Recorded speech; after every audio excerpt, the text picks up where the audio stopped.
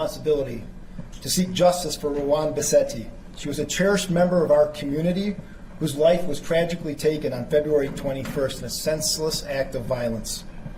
Rawan was a beloved daughter, sister, and friend, known for her vibrant spirit, warmth, and kindness. She touched the lives of so many people. Her father, Muhammad, her mother, Hanan, her brothers, Hani, Mehdi, and Khamis, and Kyle, and her sisters, Sonia, Serene, and Sabrine. She had a deep love for her family, and nothing brought her more joy than spending time with her beloved nieces and nephews. She was a graduate of Dearborn High School, and she was continuing her education at Henry Ford College. She was hoping to become a physician's assistant. She was a young woman with so much promise, whose future was stolen in an instant. On the night of February 21st, Rawan was involved in a traffic altercation near Warren and the Southfield Service Drive. She was attempting to get a license plate number after a dangerous encounter with another vehicle. The situation escalated when the occupants of that vehicle opened fire and Rawan was tragically killed. This police department is fully committed to ensuring that justice is served.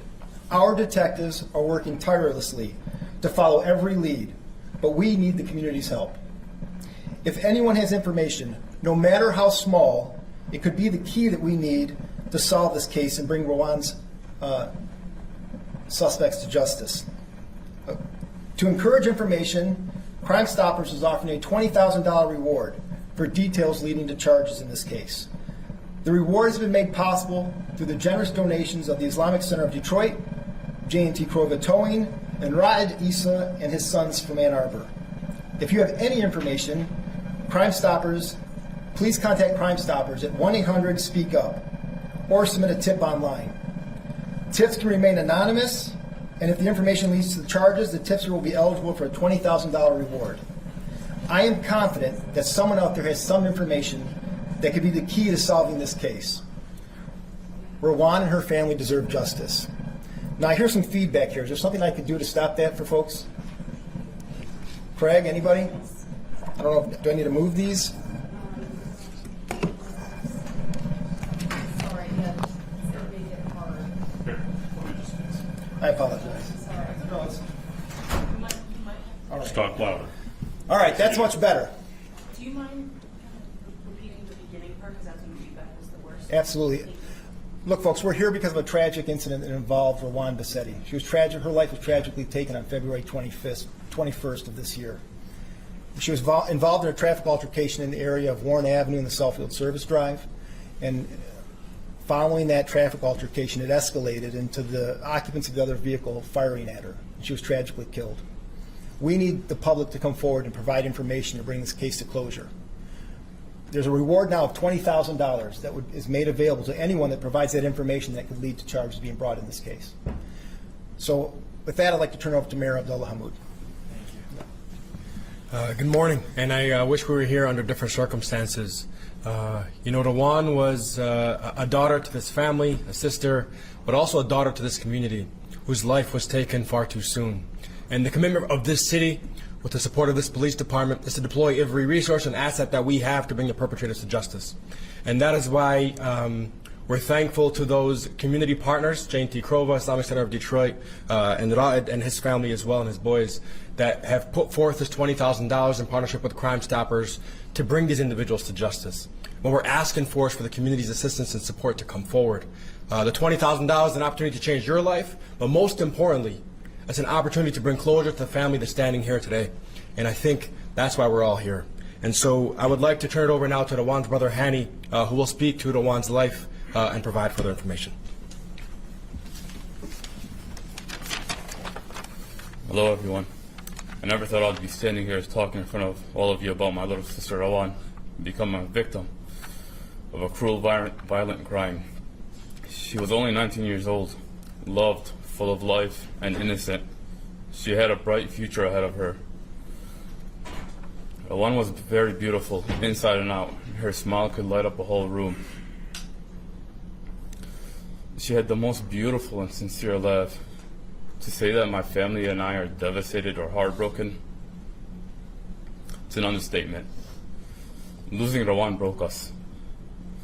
She was one of those people that would make you laugh just by looking at her. Today marks the 1 month where she's gone. And as Muslims, we're taught to believe that if you kill an innocent life, it's as if you killed all of humanity. And that's how we feel today. My father's standing right behind me today, sadly, because he had to bury his little girl. As a parent, you never seem to think that you'll bury your younger ones. Yet here we are today, standing in front of you, talking about who was once a loving daughter, sister, and aunt. To the person or people who are responsible, we know that the DPD will bring justice. You stole Rawan's future, and you stole it from us. We urge anyone who's seen anything or heard anything to speak up so that my beautiful baby sister could get the rest she deserves. We urge you to come forward, no matter what information you have, little or small. Thank you. Thank you for that, Hanny. Now with that, I'd like to welcome Dan DiBardino, the president of Crime Stoppers, up to the podium. Yes, Dan. Good morning. As everyone has just reiterated, and I'm going to reiterate again, this young lady is a daughter, a sister, a member of the community, a young girl whose life has been taken away from her very, very suddenly and very cruelly. We know that somebody is well aware of what happened with this particular event, and we are asking that you please come forward. As the chief just told you and the mayor told you, you can call 1-800-SPEAK-UP if you choose not to call the police department. Your call will be answered in Dallas, Texas. It is not answered here in Michigan. You will not be able to identify who you are. You will not be able to tell us anything about yourself. All we know is that somebody out there knows what happened. We need you to pick up the phone, call 1-800-SPEAK-UP, and I guarantee you, as the president of Crime Stoppers of Michigan, you will remain anonymous. Please, we need your help. Thank you. Thank you for that, Dan. That is very important. Now with that, I can open the floor up to any questions that anyone might have in the room. Can you talk about just how senseless a road rage incident or something happening on the roads, and then we have this young girl whose life is lost? I know you talked about this before, but just how frustrating, angry you are, how senseless this kind of shooting is. I mean, someone lost their life for nothing because there was a traffic altercation on the road, and they chose to start violently shooting out of the vehicle and killed this young girl. I mean, it's absolutely for nothing. It's entirely senseless. And yeah, I couldn't be more hurt or pained as this, and everybody else included. And it's just an entirely senseless act. Rawan knows not to follow any cars. Rawan knows not to follow any cars. We've had that talk multiple times. If somebody scratched her car or hit you, don't. If you can't take a picture, don't take a picture. Someone told her to follow that car, and that's what she did. Sadly, one of her friends were the ones who told her to pursue that car, and that's what she sadly did. But yeah, she's never the one to just chase a car or anything like that. Can you talk a little bit about what this loss means to you? It means everything. I waited for her for 9 months when my mom had her. Every morning before I go to school, I'll kiss my mom's stomach. And we have this thing, it's called Ruzwa Halib, rice and milk. My mom used, it was our favorite snack as kids. My mom was pregnant with Rawan at that time. We would all get a cup and I would save mine for her. And when she was a baby, she loved sleeping. So what would my mom do? So she gets her full sleep. She would lock the door and she'll be sleeping in my mom's room, and I'll sit on the door waiting for her for hours just to go. So losing Rawan is me losing my whole life. That's my heart. And she was a child. She loved teddy bears. She loved toys and stuff like that. Like, she was always a kid. Yeah, she was 19 years old, but she loved stuffed animals. And I know she's in a better place. She's not in a cruel world suffering with any fake friends, or she's not suffering in this cruel world is all I can say. What would you say to anybody who's watching about information that might lead to an arrest? What is your message? Speak up. Because in the Quran we believe, account yourselves before you're held to account. Because if you hold yourself accountable in this life, Allah will forgive you and have mercy on you in the afterlife, because there's no mercy in the afterlife for anyone that kills an innocent soul, and she was nothing but innocent. The afterlife is eternal and this life is temporary. So would you rather hold yourself accountable in a temporary life or somewhere where it's eternal? We believe that this life is temporary and it's a test for us, for the believers, and the afterlife is eternal of peace. Either you get hell or paradise. In paradise, there's nothing but good. There's no sad, there's no grief. Everyone's reunited with their loved ones, and I believe that's where she is waiting for us. I know your brother talked about it a little bit, but can you talk about the impact your death has had on your family? I mean, God is keeping us together. The patience and God's promise that we would reunite in the afterlife is what keeps us together. Thank you. Mayor, can you talk a little bit about how the community of Dearborn is dealing? I mean, this is an incredibly holy time for a good part of the Dearborn community. How are you all navigating this? In these days and these nights, I know many in the community are offering their prayers to this family, prayers for patience, prayers for closure, and that's why we're here today. That's why you have community members and community institutions that have stepped forward and offering the $20,000 to help bring these perpetrators to justice. And that's how this community comes together in this time. And we have the utmost confidence in this department, the greatest police department in the state of Michigan, to help bring these perpetrators to justice.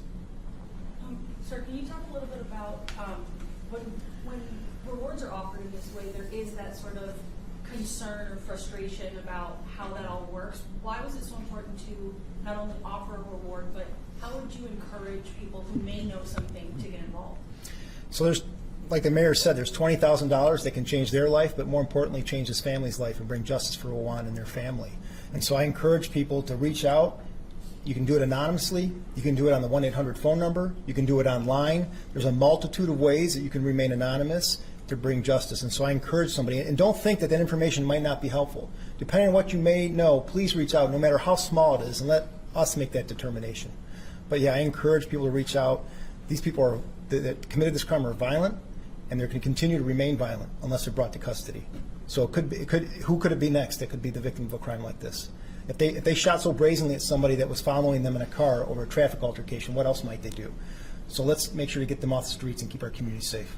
Chief, I happened to cover this when it initially happened, and there were two scenes at the time. One where the victim's body was found, and then a barricaded gunman situation that happened in Detroit. At the time, it wasn't clear if the two were linked, but can you talk about that? Because I think the belief was that the barricaded gunman situation was connected to the initial road rage killing. So here's what I'll tell you. My primary focus is making sure that I can bring justice in this case and bring charges, so I don't want to compromise the investigation. But what I will share with you is that there were arrests that were made originally, but here in the United States, we have to bring charges within a certain period of time, and so those people of interest were released pending further investigation. And so I'll just leave it at that for now. But at the time when they were arrested, it was believed that they were connected Correct. to this? Okay. And is this still a joint investigation then with DPD and Dearborn? No, we're the lead on this investigation. We're handling it entirely, but we are working with our state, local, and federal partners. So at this time, are those people who were arrested still people of interest? It's just charges weren't brought and you're looking for more information? I don't want to close the window that tight, but I'll just say that there are people of interest, but we'll take information on anyone at this point. Any other questions we may have? Was Rawan alone, or was there anybody when the incident happened? Rawan had some friends with her in the vehicle at the time the incident occurred.